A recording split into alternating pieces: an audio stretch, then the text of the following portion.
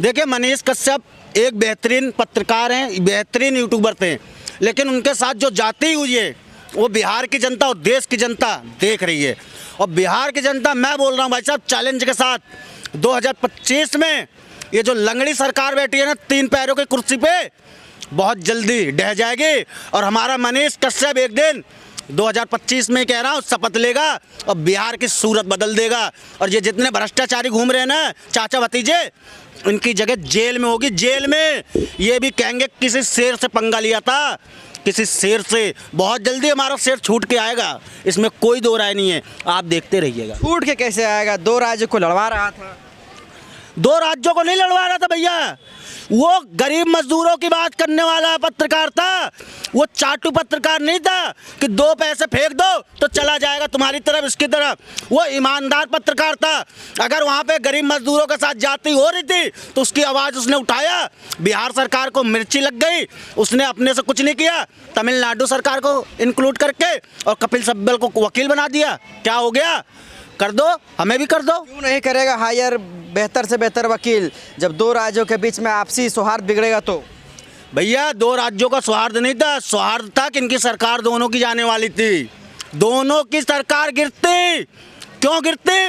क्योंकि इन्होंने गरीबों को, जाति जो हो रही थी उसे छुपाने का प्रयास किया। एक मजदूर का आवाज़ अगर दबाने का प्रयास करोगे तो मजदूर के दिल में जो दर्द होता है ना, वो दर्द आपकी सरकार गिरने तक दिखेगा। आप कह रहे हैं मनीष कश्यप जल्द छूटेगा, तो जो मनीष कश्यप ने कहा था कि मेरे जेल से छूटने के बाद 180 दिनों में सरकार गिरा देंगे, क्या लगता है बिहार में सरकार गिर जाएगा? ए भैया पत्रकार महोदय, मैं कह रहा हूँ चैलेंज के साथ, यही मनीष कश्यप वो आने वाले समय में बिहार की सरकार गिरा देगा। देखते रहो और देखता हूँ कितने लोग आते हैं, कितनी अपनी सरकार बचाते हैं। ये चाचा तो कहते थे अंत भला तो सब भला, अब भतीजे को बैसाखी बना लिया है। कब तक? अरे नीतीश कुमार पीएम का उम्मीदवार है, मुख्यमंत्री कैसे बन जाएंगे मनीष कश्यप? भैया पीएम तो छोड़िए, सीएम भी नहीं बनेंगे। और मैं तो बहुत बड़ी बात कहने वाला हूँ, ये जो तेजस्वी यादव है उनका करियर ख़त्म हो गया। कैसे ख़त्म हो गया? इतनी बड़ी पार्टी है, इतनी बड़ी पार्टी है, लेकिन जितना कुछ ये इन्होंने किया है ना उल्टा सीधा, ये सब तेजस्वी के मत्थे फुटेगा। मनीष कश्यप लड़वाने वाला व्यक्ति को बाहर नहीं रखा, अंदर भेज दिया, तो सही ना किया उसकी सरकार ने? मनीष कश्यप तो भैया पुल तो गिर गया भागलपुर में, नहीं था कोई पत्रकार नहीं गया, नहीं तो मनीष कश्यप तो पानी में डूब जाता और निकाल के लाता सरिया गिट्टी बालू जितने पुल में लगे थे और एक एक तार बजा देता, कहता ये पुल किसने बनवाया था, किसने भ्रष्टाचार किया था। वो बेचारा नहीं था, नहीं तो इनकी सारी पोल खुल जाती। आज भागलपुर का पुल गिरा है, कल ये सरकार गिरेगी, इसमें कोई दो राय नहीं है। मैं कहता हूँ इतनी तो मुन्नी बदनाम नहीं थी जितनी बिहार सरकार बदनाम हो चुकी है इस समय। बिहार में सुशासन की सरकार है, बदनाम कहाँ है? भैया सुशासन, मैं कहा तो मुन्नी से ज़्यादा बदनाम हो चुकी है ये सरकार। आए दिन दंगे हो रहे हैं, नक्सलवादी हमले हो रहे हैं, पुल गिर रहा है, लोग भूखे मर रहे हैं। वही बिहार है ना जिसने दुनिया को अक्षर का ज्ञान कराया था, वही नालंदा यूनिवर्सिटी ने।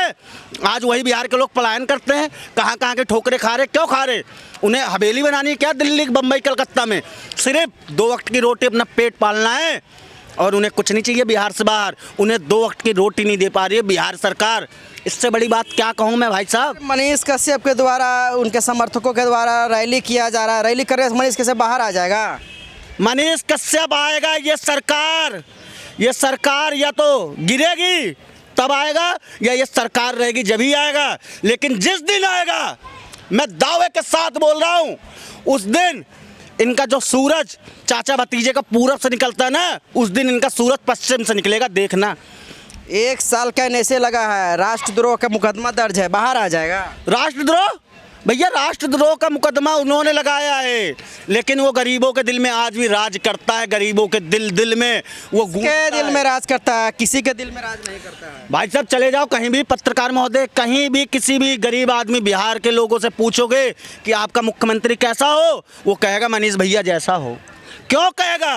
क्योंकि मनीष कश्यप में जो छवि है ना, गरीबवादी छवि।